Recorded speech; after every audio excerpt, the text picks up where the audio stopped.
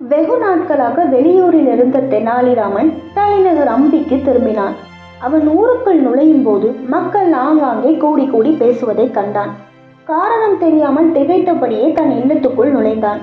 தெனாலிராமனின் வேலைக்காரர்கள் இருவரும் அடிக்கடி கூடி ஏதோ ஆலோசனை செய்து கொண்டிருந்தனர்.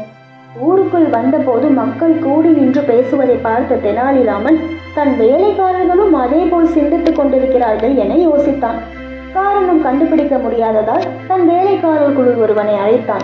டேய், உண்மையை சொல், என்ன காரணமாக கூடி கூடி பேசுகிறீர்கள்? ஏதேனும் திட்டம் தீட்டுகிறீர்களா என்று கேள்வி கேட்டான். வேலைக்காரன் பயந்து, ஐயா சாமி, நாங்க நம்ம ஊருக்கு வந்திருக்கிற வடநாட்டு வியாபாரியை பற்றி பேசுறோம் என்றான். அவரை பற்றி என்ன பேச்சு என்று தெனாலிராமன் கேட்டான். அவர் ஒரு பொருள் வைத்திருக்கிறாராம். அதன் எடை என்னன்னு கண்டுபிடிச்சா எடைக்கு எடை பொன் தருவதாக சொல்லியிருக்கிறாராம். அப்படி கண்டுபிடிக்க முடியலன்னா காலம் பூராவும் அவருக்கு அடிமையா அவருக்கு பணிவிடை செய்து வாழணுமா என்றான் வேலைக்காரன். தெனாலிராமன் சிந்தித்து அரசபைக்கு சென்று அந்த வியாபாரியை சந்தித்தான். மன்னர் கிருஷ்ணதேவராயரும் வியாபாரியின் இந்த சவாலை ஏற்கவும் முடியாமல் விட்டுவிடவும் முடியாமல் பெரும் குழப்பத்தில் இருந்தார். தெனாலிராமன் சபைக்கு வந்ததும் மன்னர் அவரிடம் இந்த பிரச்சனைக்கு தீர்வு காணுமாறு கேட்டார். ராமகிருஷ்ணனும் அதை ஏற்றுக்கொண்டு வியாபாரியிடம், தாங்கள் எடை காண வேண்டும் என்று கூறும் பொருள் என்னவோ என்று கேட்டார்.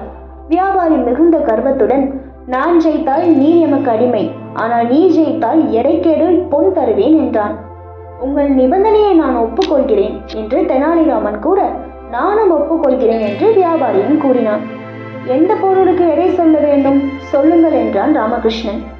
வியாபாரி கள்ள சிரிப்புடன், வீதியில் நிற்கும் என் யானையின் எடை என்ன என்று சொல்ல வேண்டும் என்றான். சபையை அதிர்ந்தது. யானையை எப்படி எடை போடுவது, எந்த தராசில் நிற்க வைப்பது என்று அனைவரும் சிந்திக்க தொடங்கினர். மன்னரும் சிந்தனை வயப்பட்டார். தெனாலிராமன் மறுநாள் பதில் கூறுவதாக சொல்லி இல்லம் திரும்பினான். இரவு தன் மனைவியை இந்த பிரச்சனையை பற்றி பேசிக் கொண்டிருந்தான். அப்போது அவனுக்கு திடீரென்று யோசனை தோன்றியது.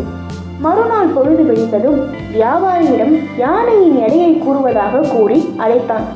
மக்கள் ராமன் எப்படி யானையை எடை போடுகிறான் என்பதை பார்க்க கூடிவிட்டனர். மன்னரும் மக்களுடன் சேர்ந்து ஆவலுடன் பார்த்து நின்றார். ராமன் வடநாட்டு வியாபாரியை நதிக்கரைக்கு அழைத்து சென்றான். அவனும் தன் யானையை நடத்தி கொண்டு ராமனுடன் சென்றான். நதிக்கரையை அடைந்தவுடன் அங்கிருந்து ஒரு பெரிய படகில் யானையை ஏற்ற சொன்னான் ராமன். யானையை ஏற்றியவுடன் படகு நீருக்குள் மிதக்கவிட சொன்னான். படகு நீருக்குள் அமிழ நீரின் அளவை குறித்து கொண்டான். பின்னர் மரக்கட்டைகளை படகில் வைத்து நீருக்குள் விட்டான். படகு மீண்டும் அமிழ நீர் மேலே வந்து நிற்கும் அளவை குறித்து கொண்டான். அரசே, கட்டைகளை தனித்தனியே எடை போட்டு பார்க்க சொல்லுங்கள் என்றான் ராமன்.